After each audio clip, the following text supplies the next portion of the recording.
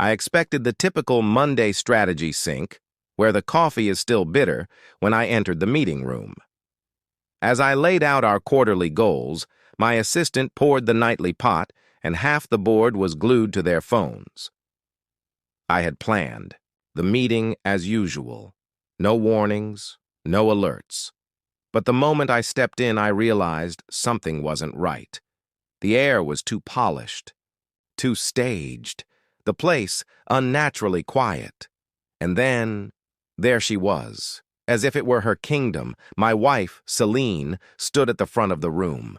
Her high-end heels clicked once on the marble floor as she turned to face me with a smile that didn't quite reach her eyes. That tailored outfit, a navy pantsuit I bought her for Christmas. She always said it made her feel powerful. Funny. I'd never actually seen her wear it. But this wasn't about power. This was theater. And she'd rehearsed every scene. She spoke smoothly. Scan the faces in the room, but don't look at mine. Before I could blink, she continued. I'd like to introduce someone. This was my company. From a two-person consultancy in a shared workspace, I had built it into a global strategy powerhouse. Clients on 5 continents. No one ever introduced someone new, without running it by me. She pointed at a tall, smug man beside her.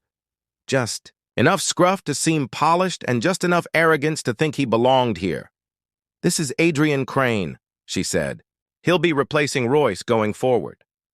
I waited for a laugh, a smirk, some hint that this was a bad joke. But all I got was silence. Adrian nodded. No apology, just confidence, like I was a barista delivering the wrong coffee order. Half the board looked down at their notes. The other half shifted uncomfortably. None of them met my eyes. Effective immediately, she said, her voice calm, clinical. Calculated. He will take over as Chief Strategy Officer. At my seat. There was even a chair ready for him. My chair, and that's when it hit me. This wasn't a surprise. This was an execution, scripted to the second. As co-founder of this company, I addressed her not as her husband, but as her equal. Can we have a private conversation? Outside? She didn't flinch. This is the conversation. That line, it was something Royce, me, would have once said in a pitch. Now it's stuck in my chest like shrapnel. Because I knew.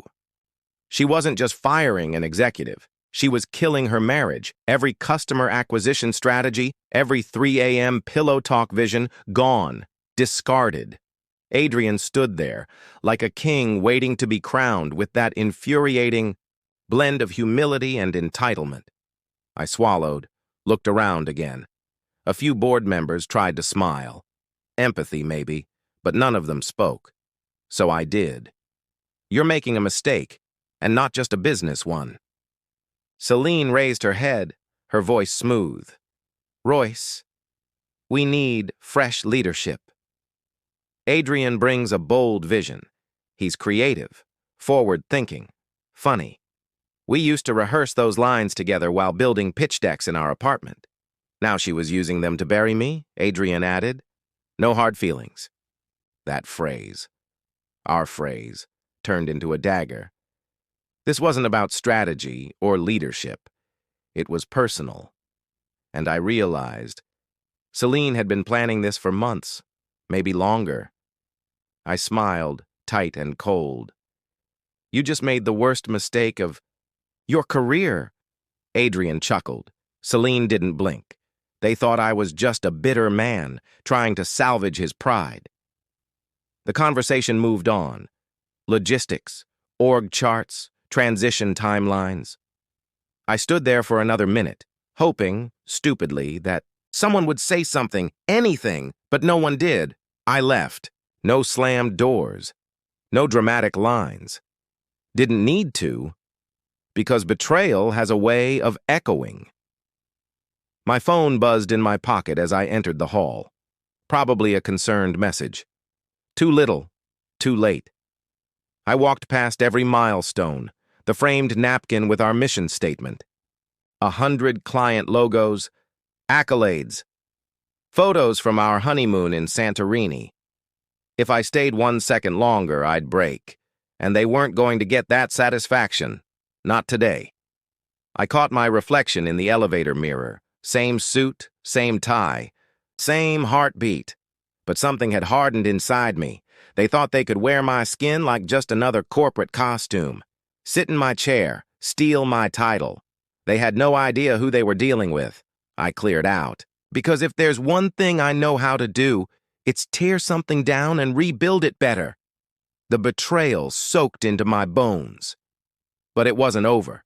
It was just beginning. The silence behind that door, louder than any slam. I returned once, more.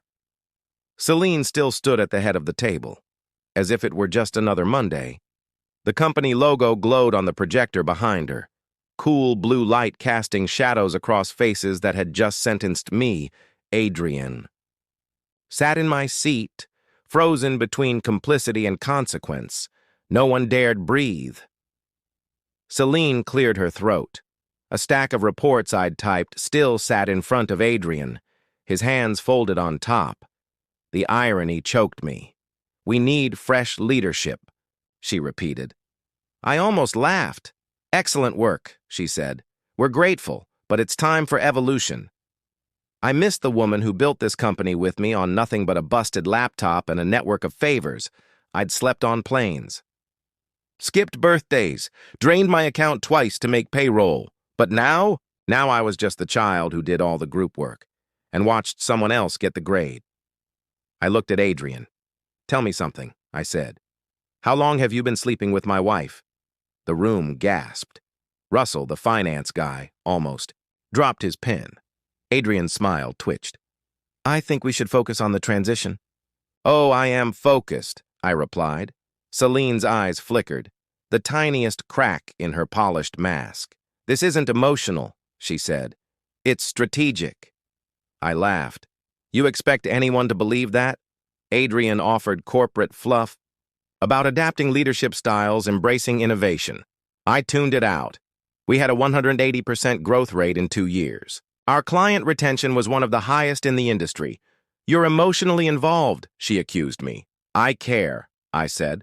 "That's not a flaw. It's the reason we exist." The tension thickened. Adrian stood like a pawn trying to act like a king.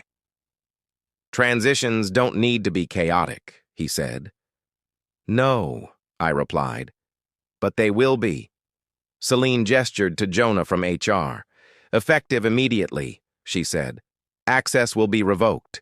Security will escort you." I turned to Jonah. "You're a good man. Don't let her drag you deeper than you already are." I looked at the others. No eye contact, no loyalty. Before I left, I paused at the door. "I founded this company," I said. "I brought in every major client. I trained half the executives in this building. You depend on me. You think you've won because there's a new name on the door? Because you replaced the title? You just handed the blueprint to someone with no idea the foundation has termites." Adrian frowned. "Didn't get it." Celine shifted.